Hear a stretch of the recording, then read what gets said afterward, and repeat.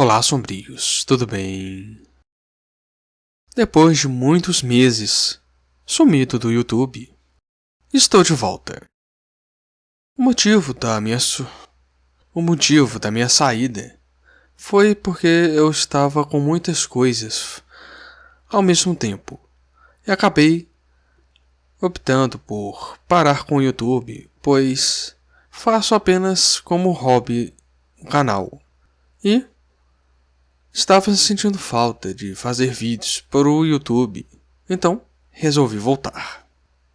Como bom canal de terror, escolhi voltar no dia 31 de outubro, justamente no Halloween. Data ótima para voltar.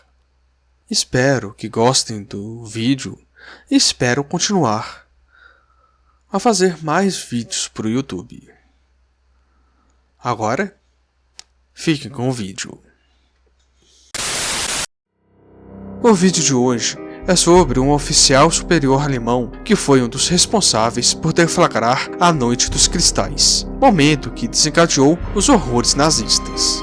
Estou falando de Reinhard Heydrich, ele conhecido como o Açougueiro de Praga, além de o Arquiteto do Holocausto e o Carrasco de Hitler.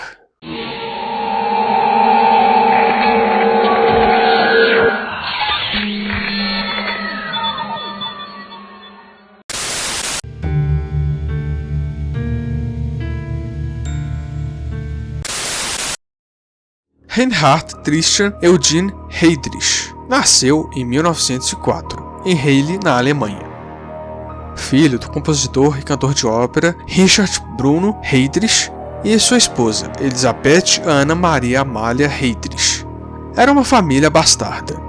Seus dois nomes próprios eram homenagens a músicos alemães.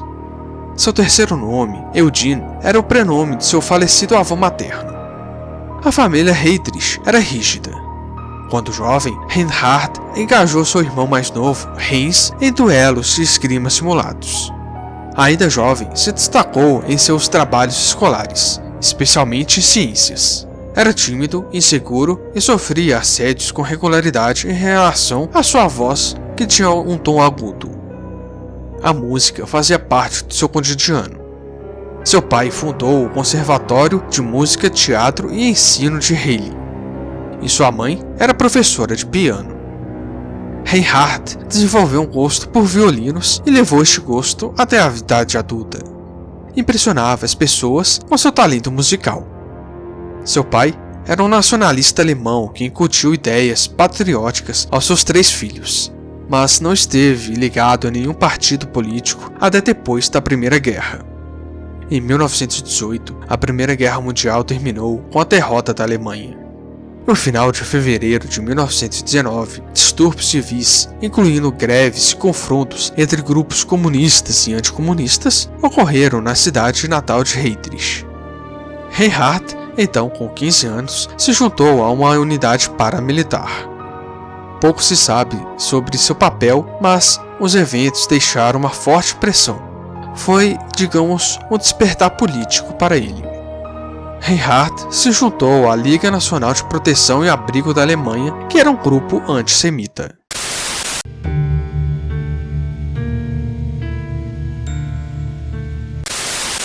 Em 1922, Reinhard ingressou na Marinha Alemã, aproveitando a segurança, estrutura e pensão que ofereciam.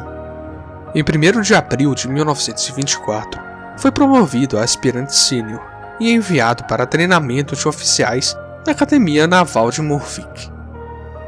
Em 1926, ele avançou ao posto de alferes e foi designado como oficial de sinais no encouraçado alemão. Com a promoção veio um maior reconhecimento. Ele recebeu boas avaliações de seus superiores e teve poucos problemas com outros tripulantes. Ele foi promovido novamente em 1º de julho de 1928 ao posto de subtenente. O aumento de patente alimentou sua ambição e arrogância.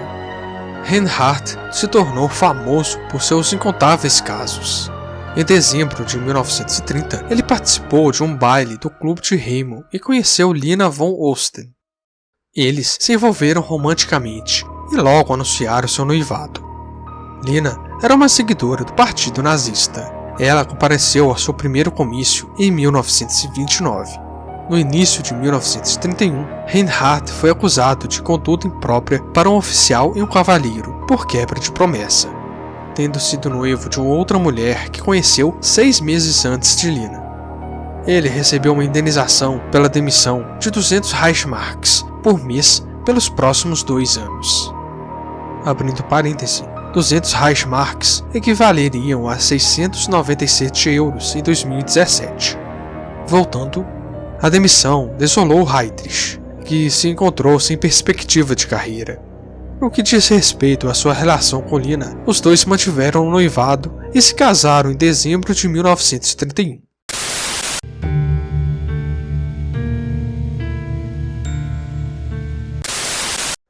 Em 30 de maio de 1931, a dispensa de Reinhardt da Marinha se tornou legalmente vinculativa, e no dia seguinte ele se juntou ao Partido Nazista em Hamburgo. 6 semanas depois, em 14 de julho, ele se tornou membro da SS.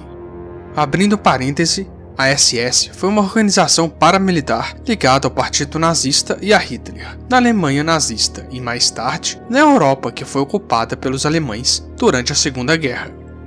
De 1929 a 1945, a SS passou de uma pequena formação paramilitar a uma das organizações mais poderosas da Alemanha nazista.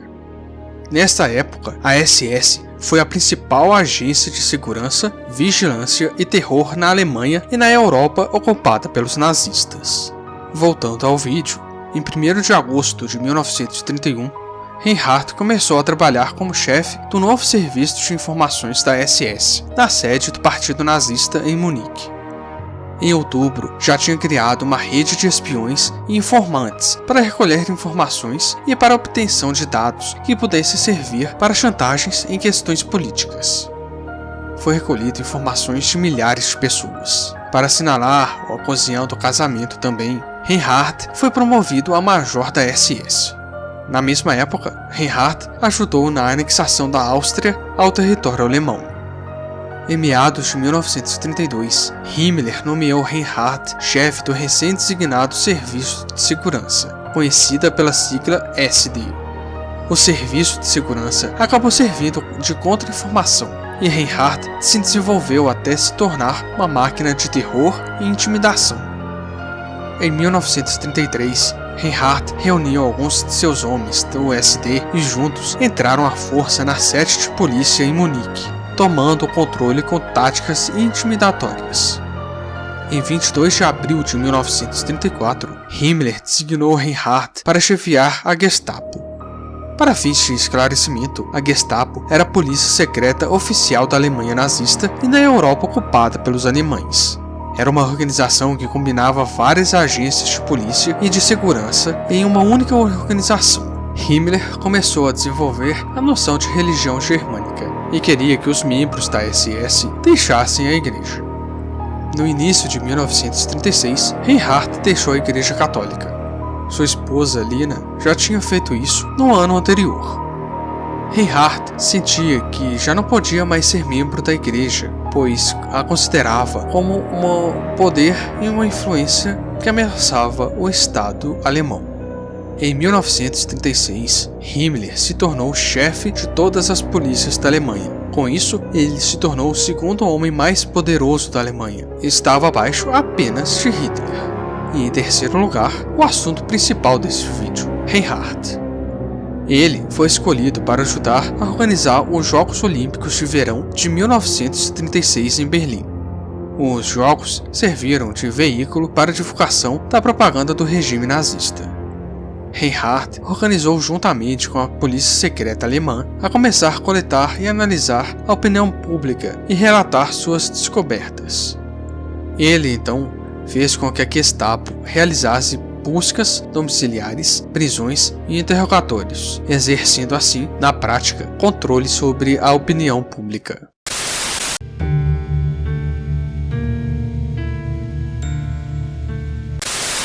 No final de 1940, o exército alemão invadia a maior parte da Europa Ocidental.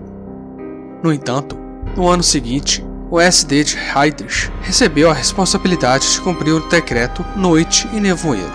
De acordo com o decreto, pessoas que ponham em perigo a segurança alemã deveriam ser presas de forma discreta ao máximo, segundo o decreto, sob a cobertura da noite e do nevoeiro. Pessoas desapareceram sem deixar vestígios, sem que ninguém soubesse de seus paradeiros ou destino. Para cada prisioneiro, o SD teve que preencher um questionário que listava informações pessoais, país de origem e os detalhes de seus crimes contra o Reich. Estes questionários foram colocados em envelopes com inscrições Noite e Nevoeiro. No arquivo de presidiários centrais, como em muitos arquivos de campos, esses prisioneiros receberiam um código especial de prisioneiro secreto, ao contrário do código de prisioneiros de guerra, criminosos, judeus, ciganos, comunistas, entre outros. O decreto permaneceu em vigor até a morte de Heydrich. O número exato de pessoas que desapareceram sob ele nunca foi estabelecido, mas estima-se que sejam por volta de 7.000 pessoas.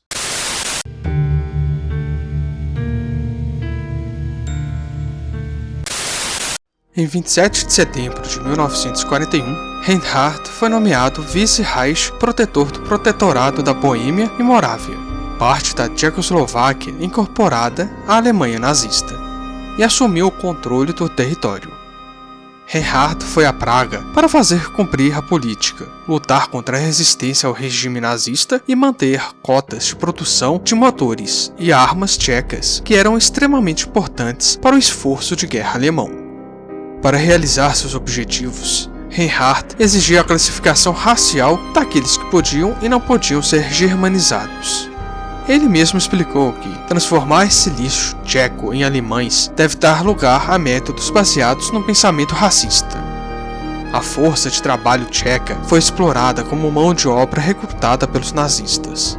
Mais de 100.000 trabalhadores foram removidos de seus empregos, digamos, inadequados, segundo os nazistas, e recrutados pelo Ministério do Trabalho. Em dezembro de 1941, os tchecos podiam ser chamados para trabalhar em qualquer lugar do Reich.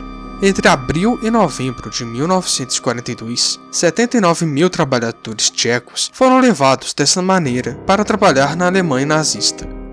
Além disso, em fevereiro de 1942, a jornada de trabalho foi aumentada de 8 para 12 horas.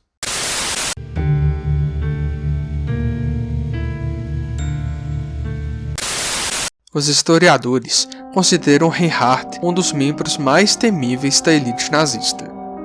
Segundo Hitler, ele era conhecido como um homem com coração de ferro. Ele foi um dos principais arquitetos do Holocausto durante os primeiros anos da guerra. Reinhardt foi um dos organizadores. Seguindo as instruções de Himmler, Reinhardt formou as forças-tarefas para viajar na esteira do exército alemão, no início da Segunda Guerra. Em 21 de setembro de 1939, Reinhardt enviou uma mensagem sobre o que ele chamou de questão judaica no território ocupado aos chefes de todas as forças-tarefas, com instruções para arrebanhar judeus para serem colocados em guetos, que foram chamados de Conselho de Judeus. Ordenou um censo e promoveu planos de arianização para empresas e fazendas de propriedade de judeus, entre outras medidas. Estima-se que entre 1941 e 1945, as forças-tarefa e tropas auxiliares relacionadas mataram mais de 2 milhões de pessoas, incluindo 1.300.000 judeus. Em 29 de novembro de 1939, Reinhardt emitiu um cabograma sobre o que chamou de a evocação das províncias do Novo Leste, detalhando a deportação de pessoas por ferrovias para os campos de concentração e dando orientação sobre o censo de dezembro de 1939, que seria a base sobre a qual essas deportações seriam realizadas. Em maio de 1941, Reinhardt elaborou regulamentos com o intendente-geral Eduard de Wagner para a invasão da União Soviética, que garantiu que as forças-tarefas e o exército cooperassem no assassinato de judeus soviéticos.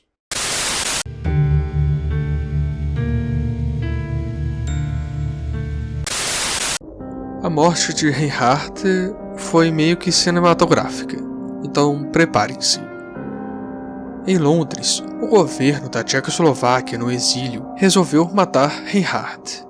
Jan e Joseph, desculpem, mas eu não sei como pronuncia o sobrenome, então vou chamá-los apenas pelo primeiro nome, chefiaram a equipe escolhida para a operação, treinada pela British Special Operations Executive, ou SOE.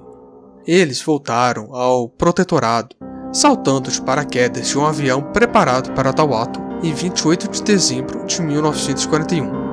Eles viviam escondidos e se prepararam para a missão. Em 27 de maio de 1942, Reinhard planejava se encontrar com Hitler em Berlim. Documentos alemães sugerem que Hitler pretendia transferi-lo para a França ocupada pelos alemães, onde a resistência francesa estava ganhando terreno. Reinhard teria que passar por um trecho onde duas estradas se juniriam a uma ponte. A junção, no subúrbio de Praga, foi adequada para o ataque de Jan, porque os motoristas têm que reduzir por causa de uma curva fechada. Enquanto o carro de Reinhard diminuía a velocidade, Joseph mirou com uma metralhadora, mas ela emperrou e não disparou. Reinhard ordenou que seu motorista parasse e tentou confrontar Joseph, em vez de fugir. Jan, que não foi localizado por Reinhard naquele momento, jogou uma mina anti-tanque no carro enquanto ele parou, caindo contra uma das rodas traseiras. A explosão atingiu o paralama traseiro direito e feriu Reinhard com fragmentos de metal e fibra do estofado, causando sérios danos ao seu lado esquerdo. Ele sofreu ferimentos graves no diafragma, baço e um dos pulmões, além de uma costela quebrada. Jan recebeu um pequeno ferimento de estilhaço no rosto. Uma mulher tcheca foi ajudar Reinhard e fez sinal para uma van de entrega. Ele foi colocado de bruços na parte de trás da van e levado para o pronto-socorro do hospital de Bulva. Foi realizada uma espelectomia. Reinhard entrou em coma em 3 de junho, um dia depois da visita de Himmler, e nunca mais se recuperou. Ele morreu no dia seguinte. Segundo uma autópsia, ele morreu de sepse. Sepse ocorre quando uma substância química liberada na corrente sanguínea para combater uma infecção desencadeia uma inflamação em todo o corpo. Isso pode causar uma série de alterações que danificam diversos sistemas de órgãos, levando eles a falhar e, às vezes, resultando em morte. Reinhard tinha 38 anos. Bem sombrios, espero que tenham gostado. E até o próximo vídeo.